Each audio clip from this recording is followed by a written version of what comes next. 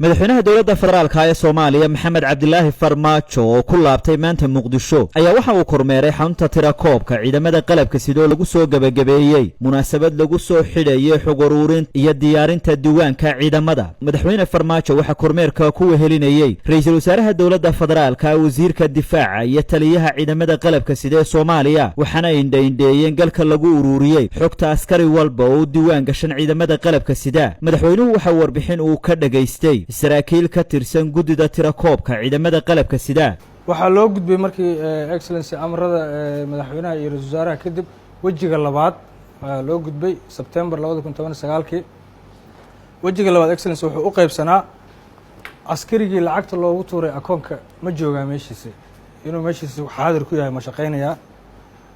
hogaankii iyo maamulkii habraaca loo sameeyay ma fulinaya habraaci loogu talagalay oo shaqadii loogu talagalay ma sameeyay. ra'iisul wasaaraha dowladda federaalka ee Soomaaliya Xasan Cali Khayre ayaa waxa uu sheegay in hadda wixii ka dambeeya ay fududaan doonto ogaalka sababaha uu dalacsiinta uu ku mutay askari walba oo loo baahdo in la abaal mariyo. waxaa kaloo fursad heli doontaa in kombiyuutar xafiiskaada lagu keeno oo aad fiirisid meeqa mushaar bishan loo dalbay meeqa fakad ah dalacsiinta laga soo codsan doona hadda kadib warqada ma lagu keeni doono system koowa laga soo bilaaba online lagu keena waa fiirinaa shaqaalahada waa fiirinayaan then go'aana ka gaare based on documentation ka hadii ilaahay raado meesha hadda ay marayso waxaan u baahanahay laakiin inaan dhamaystirno maalintii adiga madaxweynenimada lagu doortay mushaarna lama bixinayn hadii la bixinaayana baca lagu soo qaaday hadda maanta halkaanan joognaa laakiin waxaa la rabaa qof walba dawladda ka shaqeysa inay aqbasho sida keliyahoo dalku ku hagaagaya waa in reformka la dhammaystiro wiilashan iyo gabdhahan iyo kuwa maqan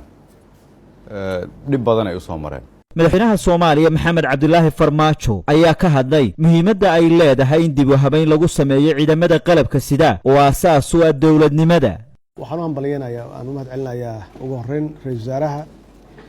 oo hawshan runtii isu xil saaray iyo wasaaradda gaashaandhigga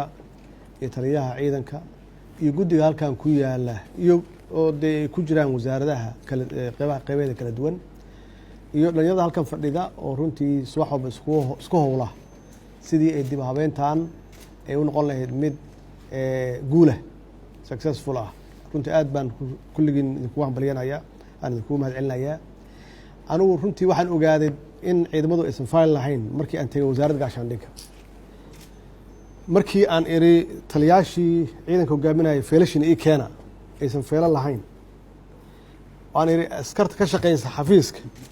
personaalka ama xafiiska ciidanka taliyahii joogay feelkaaga ii keen uusan feel lahayn yaa waxay caddaatay in loo baahan yahay dib habeyntan iyo reformkan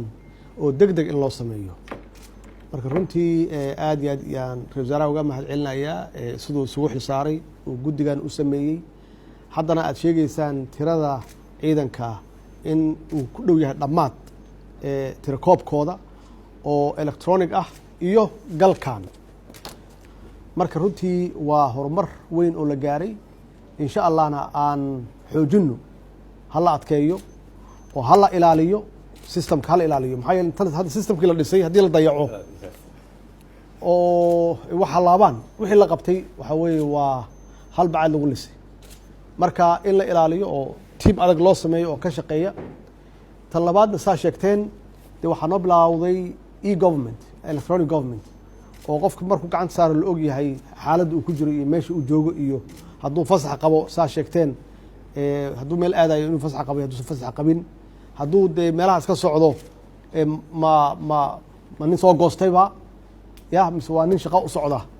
marka runtii waa horumar aan gaarnay aan xoojinno horumarka. daawashadaadu waa muhiim meel kasta aad joogta daawade fadlan ka mid noqo ku dhawaad 1 milyan ee ku xidhan bartayda Facebook si aad uga mid noqoto like gare sidoo kale subscribe gare bartayda YouTube-ka ee Saab TV si aad uga mid noqoto dadka ugu horeeya ee hela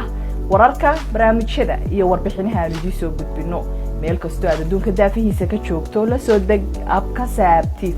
sidoo kalena booqo website-ka saabtv.com. fadlan inta hanaanka cusub ee xawilaadda dahabshee haddaba macmil adeegan cusub ee casriga ahi waxa uu ku sahlayaa in adigoo jooga gurigaaga hoose goobtaada shaqo aad lacag ugu xawishid asxaabtaada iyo ehelkaaga jooga daafaha dunida.